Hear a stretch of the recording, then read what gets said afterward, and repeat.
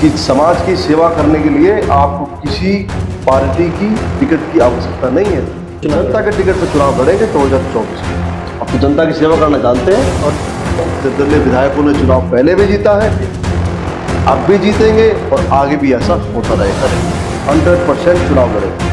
नमस्कार, मैं हूं प्रवीण और आप देख रहे हैं आपका अपना चैनल वायरल सच। हरियाणा में विधानसभा चुनावों की तैयारी का बिगुल बज चुका और बहुत से उम्मीदवार अपने अपने तरीके से चुनाव प्रचार कर रहे हैं। बात गुरुग्राम की करें, प्रदेश की सबसे हॉट सीट, यहाँ भी विभिन्न उम्मीदवार चुनावी प्रचार कर रहे हैं, पोस्टरबाजी से कर रहे हैं या घर घर जाकर कर रहे हैं। किसी भी तरह अपना एक मैसेज अपने कार्यकर्ताओं तक, अपने जनता तक पहुंचाना चाह रहे हैं। और ऐसे में 2019 के चुनाव में 48,638 वोट लेने वाले मोहित ग्रोवर इस समय हमारे साथ है और सियासी मैदान में इन्होंने भी छलांग लगा दी है। ऐसे में क्या तैयारियां हैं, क्या मैसेज अपने कार्यकर्ताओं को देना चाह रहे हो, क्या मैसेज गुरुग्राम की जनता से देना चाह रहे हैं? तो सर, सबसे पहले आपका बहुत बहुत स्वागत है। नमस्कार आपको। नमस्कार। मोहित जी, क्या कहना चाहेंगे कि गुरुग्राम की जनता कहीं ना कहीं नजरें गड़ाए देख रही थी कि मोहित ग्रोवर सियासी मैदान में कूदेंगे या नहीं कूदेंगे, और एक बार से वो आगाज हुआ है, क्या कहना चाहेंगे?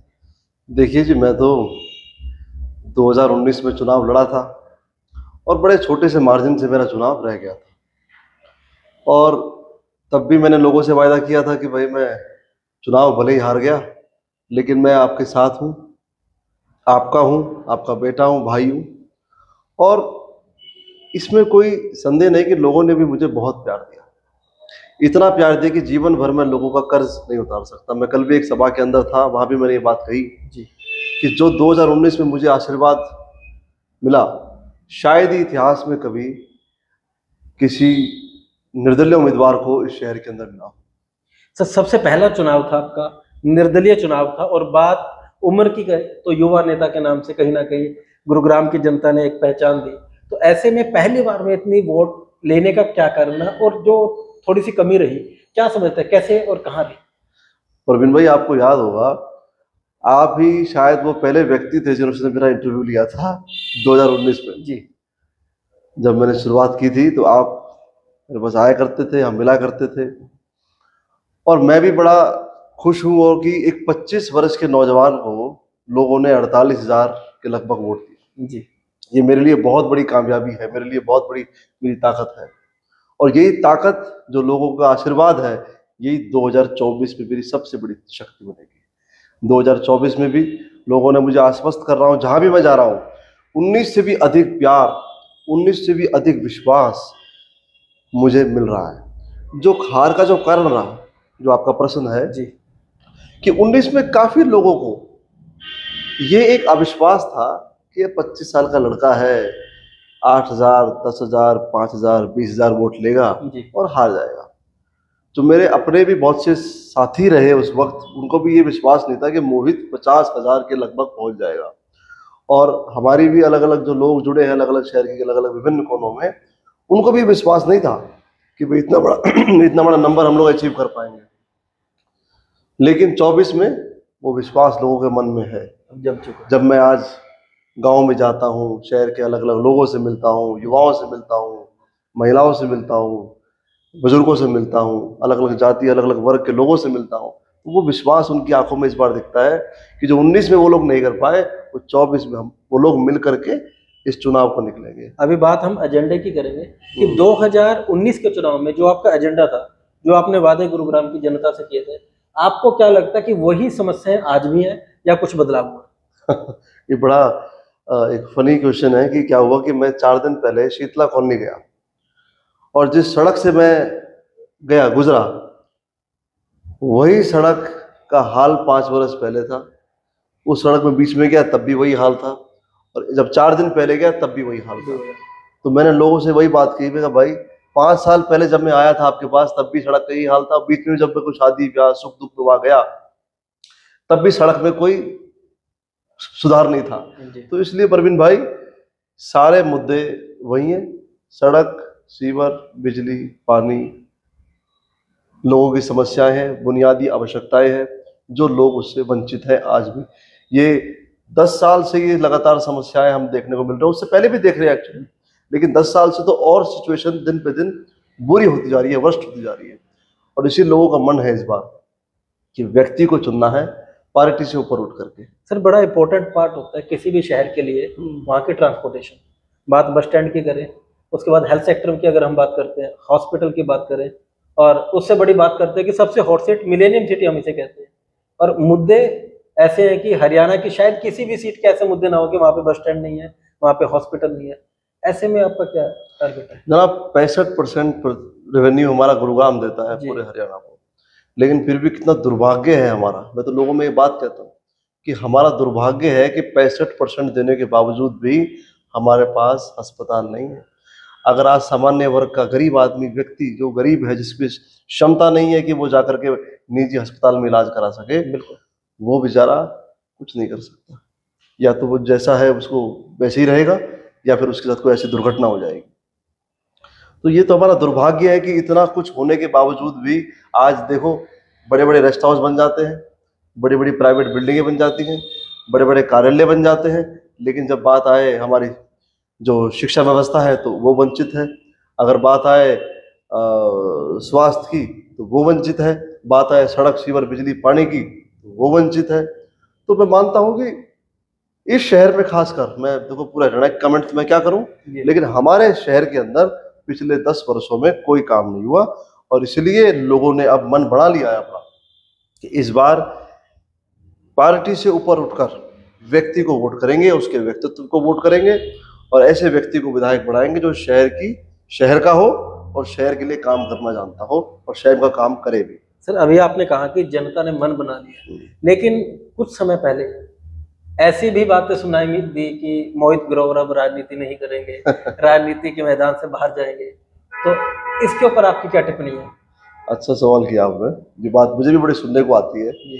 परवीन भाई, 2019 में मेरा चुनाव हुआ था, तो 2019 चुनाव खत्म होने के बाद मैं निरंतर लोगों में था। मैं धन्यवाद करने गया लोगों के पास, मैं लोगों से मिला, सबसे जिन जिन लोगों ने मुझे मतदान किया, जिन जिन लोगों ने मतदान नहीं किया, सबके पास मैं गया। हर एक का अपना सहयोग होता है चुनावों में।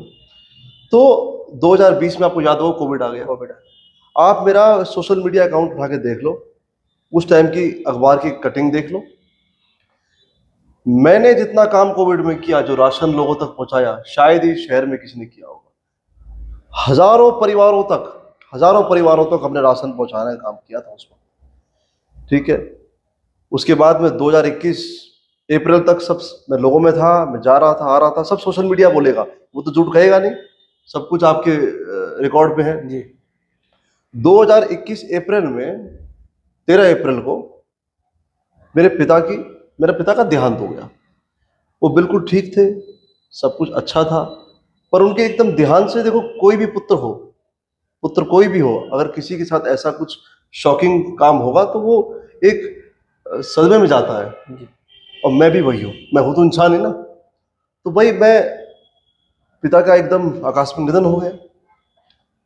उसके बाद पिता का काम, पिता का बिजनेस, सब कुछ मुझे देखना पड़ा। मैं मानता हूँ एक सवा साल, 1-1.5 साल में अपने काम में, जिम्मेवारियों में बहुत व्यस्त था। और मैं ये बात जाकर के जनता से कहता भी हूँ, और जनता इस बात को समझती भी है कि मैंने अपना राजधर्म का पालन किया जी। एक कोई भी पुत्र होता है इस दुनिया के अंदर, वो वही करता है जो मैंने किया। अपने पिता की जो भी विरासत थी उसकी मैंने रक्षा करी, उसकी मैंने वृद्धि करी, और ये मेरा धर्म था और मैंने उस धर्म का पालन किया। और जहां तक बात है कि आपने कहा कि लोगों में ये भ्रम फैलाया गया, ये दरअसल लोग नहीं कहते। ये जो कुछ नेता हैं जो दूसरों की लकीर छोटी करने में विश्वास रखते हैं, ये उनकी बातें हैं। मैंने कभी नकारात्मक राजनीति नहीं करी। मैं चुनाव लड़ा, आज भी लोगों में हूं, कल भी रहूंगा। मैंने आज तक कभी किसी के लिए टीका टिप्पणी नहीं करी, ना मैं कभी करता हूं, ना मैं किसी का नाम भी लेता हूं। मैं जनता में 19 में भी गया तो मैंने सिर्फ एक ही बात कही कि मोहित आपके बीच में है और मोहित का ये काम मैं आपके लिए कर सकता हूं। मैंने कभी नहीं कहा कि यार इसने वो नहीं किया, उसने वो नहीं किया। मतलब ये कोई बात थोड़ा करने की, सबको सब कुछ पता है। बिल्कुल, जो जनता उस गली में रह रही है, उस सड़क पे उसके आसपास रह रही है, तो उनको पता नहीं कि सड़क टूटी है। अब मैं जाकर के बोलूं कि फलाना विधायक ने ये नहीं किया, फलाना मंत्री ने ये नहीं किया, तो शोभा नहीं देता। क्या किस लिए कह रहा है? तो जिन लोगों को लगता है कि मोहित को छोटा करके वो बड़ा हो जाएंगे, तो वो गलत फहमी है, वो नहीं हो सकता। मोहित को जनता ने बहुत प्यार दिया था, मोहित को जनता प्यार करती है और हमेशा करती रहेगी। और जनता के आशीर्वाद से ही मैं 19 का भी चुनाव लगभग जीत गया था। जी। और 24 का तो मैं आपको कॉन्फिडेंस से कह सकता हूँ कि मैं 100% चुनाव जीतूंगा जनता जनार्दन के आशीर्वाद से।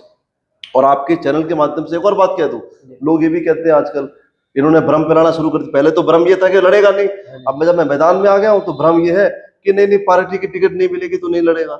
तो मैं आज आपके चैनल के माध्यम से सभी व्यूअर्स को ये बात कह दूं कि मैं 100% चुनाव लड़ूंगा, 100%। मैं कल भी 19 में भी जनता के टिकट पे चुनाव लड़ा था, 24 में भी जनता के टिकट पे चुनाव लड़ूंगा। और मेरा ये पूरा मानना है हृदयपूर्वक कि समाज की सेवा करने के लिए आपको किसी पार्टी की टिकट की आवश्यकता नहीं है। आपको अगर समाज की सेवा करने का आपके भीतर भाव है तो निकल पड़िए, जनता आपको आपका आशीर्वाद देगी। इतिहास गवाह है, बहुत निर्दलीय विधायकों ने चुनाव पहले भी जीता है, अब भी जीतेंगे और आगे भी ऐसा होता रहेगा। ऐसा कोई बड़ी बात नहीं है। तो हमें ये आदत नहीं है कि हम ये कहें कि भाई नहीं वो पार्टी टिकट देगी तभी हम ऐसे नेता नहीं, हम ऐसे लोग नहीं है, व्यक्ति नहीं है ऐसे। अब तो जनता की सेवा करना जानते हैं और जनता के टिकट पे चुनाव लड़ेंगे 2024 का 100% चुनाव लड़ेंगे। सर आखिरी सवाल एक और मैं करना चाहूंगा कि मात्र 90 दिन कहते हैं कि अभी बचे आचार संहिता से पहले, तो आपको नहीं लगता कि बहुत कम समय बचा है? आपके जो जनता है, आपके कार्यकर्ता, उनके अगर सभी को टच करना हो, आपको सभी को मिलना हो, तो क्या समय की कैसे परिधि बनाएंगे? नहीं, जनता से टच तो मेरा बना ही हुआ है, कार्यकर्ताओं से टच मेरा बना हुआ है। मैं लोगों में पहले भी जा रहा था, अब हम उसकी गति जरूर तेज हो गई है और 90 दिन है, विल डू आवर बेस्ट, कोई दिक्कत नहीं है, हम अच्छा करेंगे। अब देखना परिणाम हमारे पक्ष में होगा। इस बार चुनाव जीतने के बाद सबसे पहला इंटरव्यू मैं आप ही को दूंगा। तो ये थे मोहित ग्रोवर और बड़ी घोषणा यहाँ पे कि सबसे पहले ये चुनाव लड़ेंगे, नंबर 1। और दूसरी घोषणा यहाँ पे की है कि चुनाव लड़ने के बाद, चुनाव जीतने के बाद पहला इंटरव्यू भी वायरल सच पे होगा। तो ये गुरुग्राम की जनता है, विकास के मुद्दों पे इस बार वोट देगी। गुरुग्राम की जनता जानती है कि यहाँ पे अस्पताल नहीं है, गुरुग्राम की जनता जानती है कि यहाँ बस स्टैंड नहीं है, गुरुग्राम की जनता जानती है कि यहाँ की सड़कें टूटी है, और गुरुग्राम की जनता जानती है कि आज गुरुग्राम कितना स्वच्छ है। भले ही दावे वादे कुछ भी किए जाते हो, लेकिन यही मुद्दे इस बार चुनावी वादे बनने वाले, चुनावी दावे बनने वाले और चुनावी मुद्दे बनने वाले। लेकिन आने वाला समय बताएगा कि किस ओर चुनावी समीकरण बैठेंगे, और इसी तरह हम आपको और भी अनेक उम्मीदवारों से लगातार मिलवाने का प्रयास करेंगे। और आप देखते रहिए आपका अपना चैनल वायरल सच।